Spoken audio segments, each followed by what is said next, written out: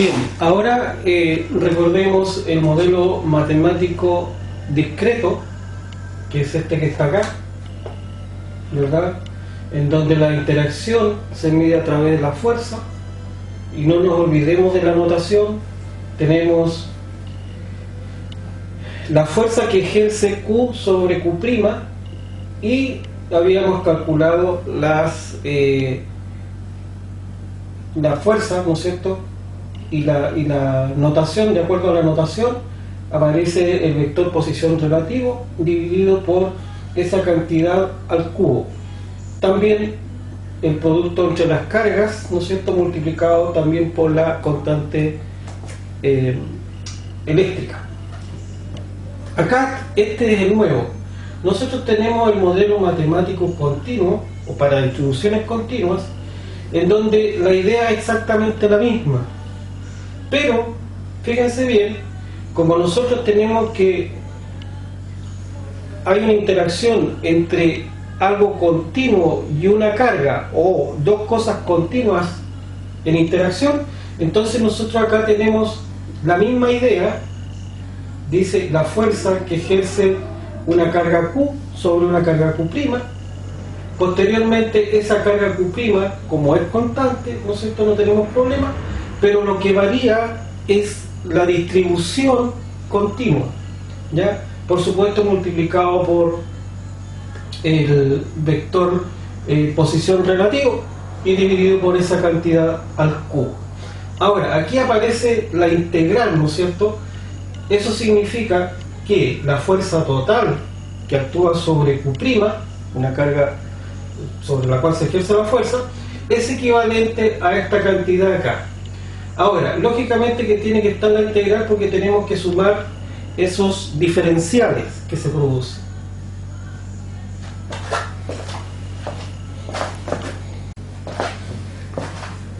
Bien, ahora veremos esa aplicación del modelo matemático de distribución continua en un ejemplo concreto, en donde dice que se tiene una barra delgada lineal de longitud L y que tiene una carga total Q distribuido uniformemente en toda la longitud. Dice, calcule la fuerza total que ejerce la barra sobre una carga puntual ubicada a una distancia A de un extremo de la barra. Entonces, esta es la barra de largo L que está a una distancia A respecto a la carga Q', ¿verdad?, o Q, ¿no es cierto? Y convenientemente fijamos el sistema de referencia en donde se posiciona la carga. Ahora vamos a ver el desarrollo de este problema, y en realidad es bastante útil y gráfico para mostrar, ¿verdad?, cómo funciona el modelo matemático de distribución continua.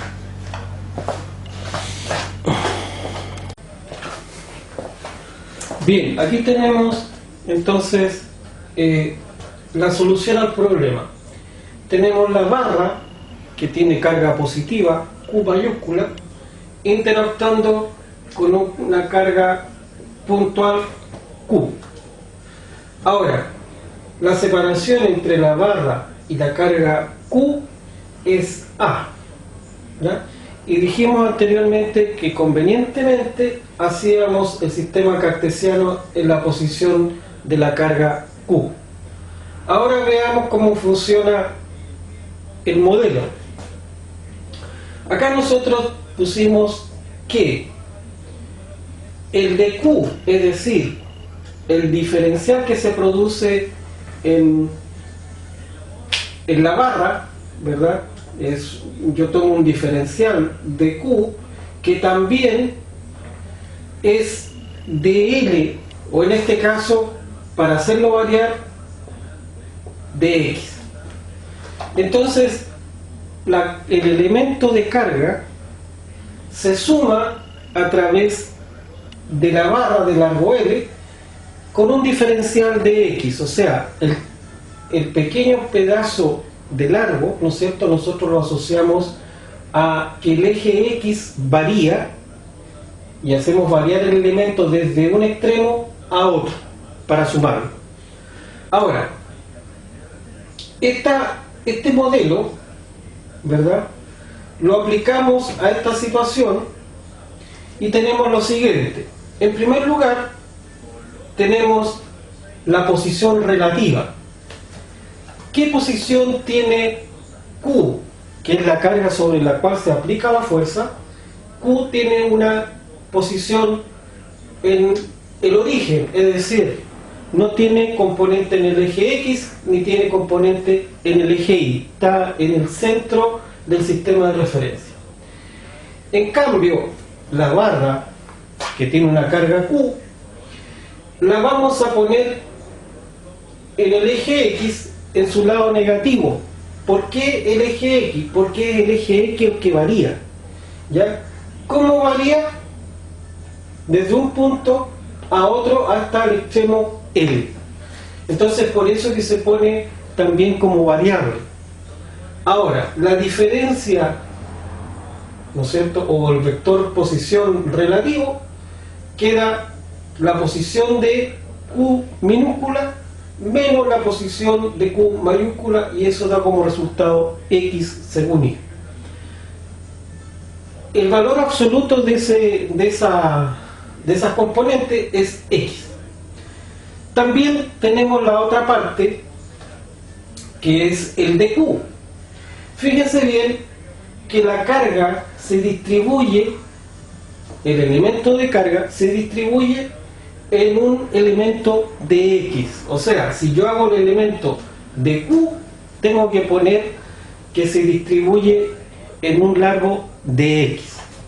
Por lo tanto, la expresión diferencial de la distribución, ¿no es cierto?, quedaría de esta forma. Por lo tanto, de ahí mismo despejo el de Q, que queda que es igual a lambda por dx. Entonces ya tenemos todos los elementos para armar el modelo. Y la expresión, ¿no es cierto?, introducimos el de Q, que queda lambda por dx, introducimos la posición relativa, que es X según Y, dividido por el tamaño, ¿no es cierto?, la longitud al cubo, que quería X cubo. Posteriormente, como este valor es igual a este otro, queda solamente X cuadrado. Todas estas cositas que son constantes, el lambda, ¿no es cierto?, sale hacia afuera y queda solamente lo variable adentro. Acá tendría que ser según Y,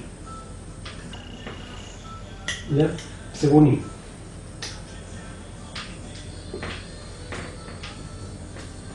Ahora, aquí vamos a ver los límites de la integral. Fíjense bien que el límite inferior, si nosotros miramos desde este punto hacia atrás, ¿no es cierto?, la longitud hasta este punto sería una longitud, mirado desde el punto de vista del sistema cartesiano, negativa. ¿Pero cuánto vale esa longitud? Vale A más L. ¿Pero en qué sentido? Sentido negativo. Ese sería el límite inferior de la integral. Y el límite superior de la integral sería esta longitud, que es menos A. Por lo tanto, el modelo quedaría expresado de esa forma, ¿ya? Y resolviendo la integral, quedaría esa cantidad. Ahora veremos la otra parte, que es la solución total de esa integral.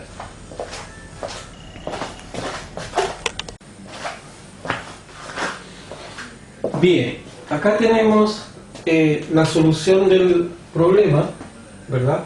Habíamos dicho que esta barra tiene una carga positiva Q mayúscula interactuando con una carga puntual positiva también Q minúscula. Ahora, si nosotros lo vemos, ¿qué ocurre físicamente?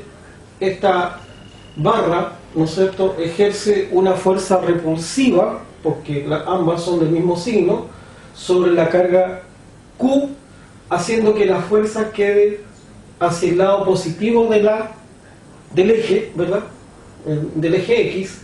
Entonces, al final el resultado tiene que darnos en esa dirección.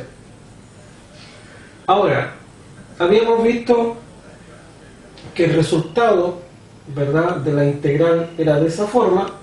Hacemos los reemplazos, ¿verdad?, el límite superior lo reemplazamos, como esta parte es negativa, quedaría esto también en negativa, 1 sobre A positivo,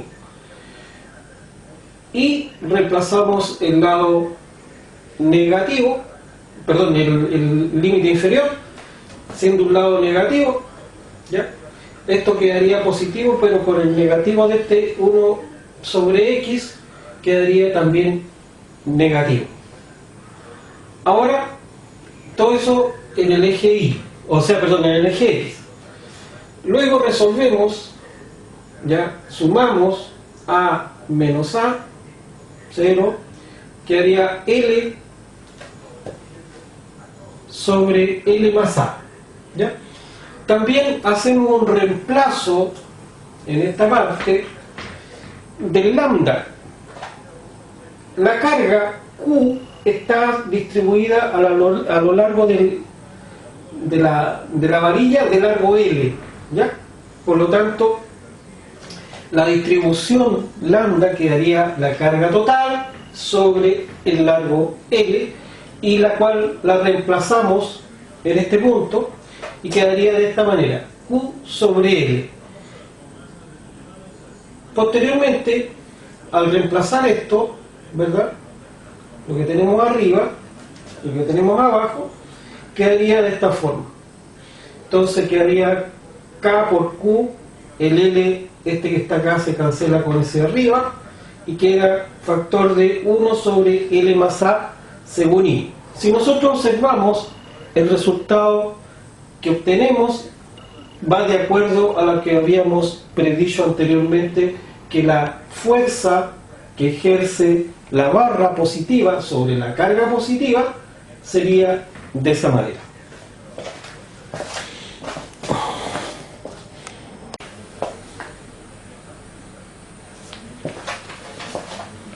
Bien, un segundo ejemplo sería de esta forma, en donde se indica que una varilla delgada de longitud L está cargada uniformemente con una carga menos Q mayúscula.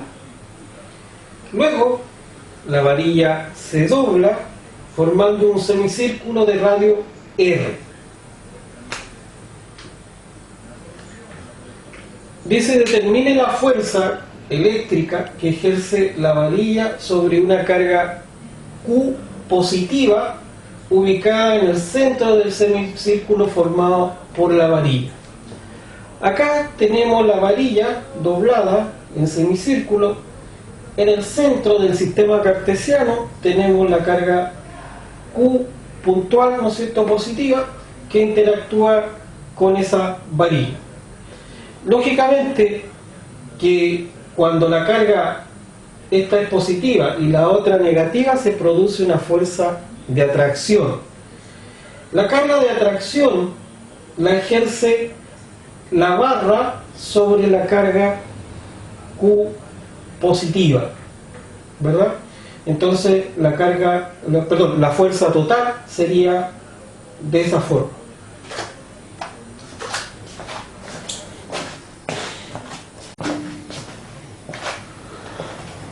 Bien, acá tenemos la solución de este problema.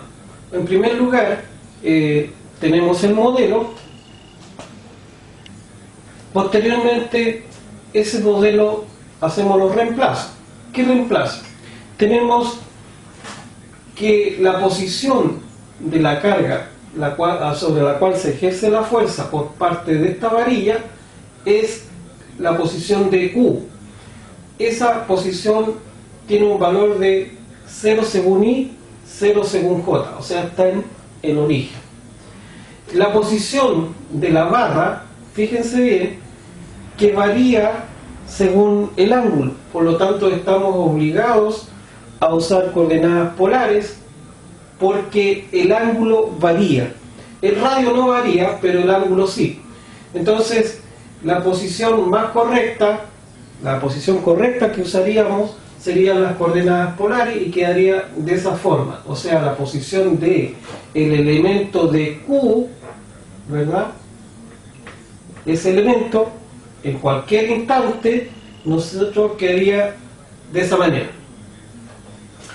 Ahora, la posición relativa quedaría menos R coseno teta según I, menos R seno teta según J, y el valor absoluto de eso quedaría R. Por otro lado, el lambda, fíjense bien, que es la distribución de la carga, o el de Q, a lo largo de un arco de circunferencia. Esto es un arco de circunferencia. Y el arco se asocia con el ángulo y el radio de esa manera, de tal manera que si nosotros hacemos un diferencial de S, que es un elemento del arco, quedaría como esa situación, o sea, sería un ds igual a, ¿qué es lo que varía? El de teta, el ángulo varía y el R no varía. Este R nunca varía, ¿verdad?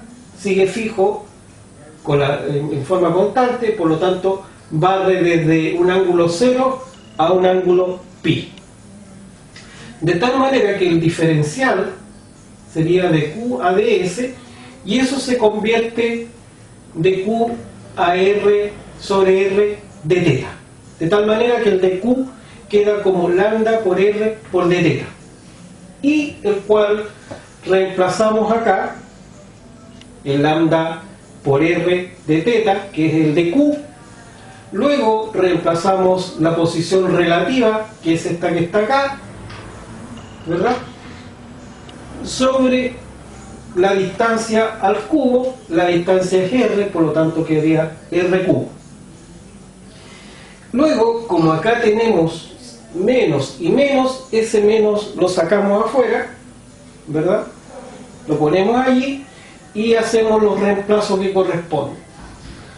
Ese R con ese R, ¿no es cierto?, si es factorizado queda R cuadrado sobre R cubo. Por lo tanto, la posición queda de esa forma por el de teta, ¿ya? Ahora, haciendo las eliminaciones correspondientes, nos quedaría menos K por lambda sobre R, y eso factor de la integral. Ahora, los límites de la integral, el ángulo se barre desde 0 a pi, o sea, del límite inferior al límite superior, barremos de 0 a pi, ¿verdad?, incluyendo el signo menos, y queda esa expresión que hay que resolver como integral.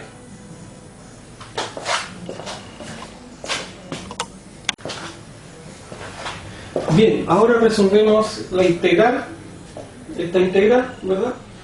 Tenemos lo que habíamos dicho anteriormente, la integral del coseno es seno y la integral del seno menos coseno. Por lo tanto, al reemplazar acá, el seno de pi es 0 y el seno de 0 también es 0, por lo tanto la componente en el eje X queda 0, y evaluamos la función coseno. El coseno de pi es menos 1 y el coseno de 0 1, por lo tanto queda menos 1 queda menos 2, con ese signo menos quedaría más 2.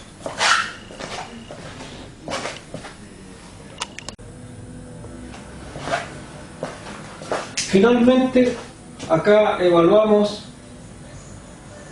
la integral y nos queda esa cantidad, ¿no es cierto? Acá este es un 2 según J, por lo tanto multiplica la parte exterior que teníamos antes, y luego reemplazamos el lambda, recuerden que era la carga negativa sobre el largo de la varilla, que es L. Entonces reemplazamos el lambda y lo multiplicamos por la cantidad esta que está en forma externa, de tal manera que queda 2K por Q minúscula por Q mayúscula dividido por R y por L según J. Esta sería la solución del problema, ¿verdad? Y si nosotros nos vamos a la figura que habíamos hecho antes, entonces se produce una fuerza atractiva en la dirección del eje y en su lado positivo. Entonces, de tal manera, la fuerza que ejerce la carga negativa Q mayúscula sobre la carga puntual Q positiva es de este tipo: 2K por Q mayúscula sobre R por L según J. Esa sería la solución del problema.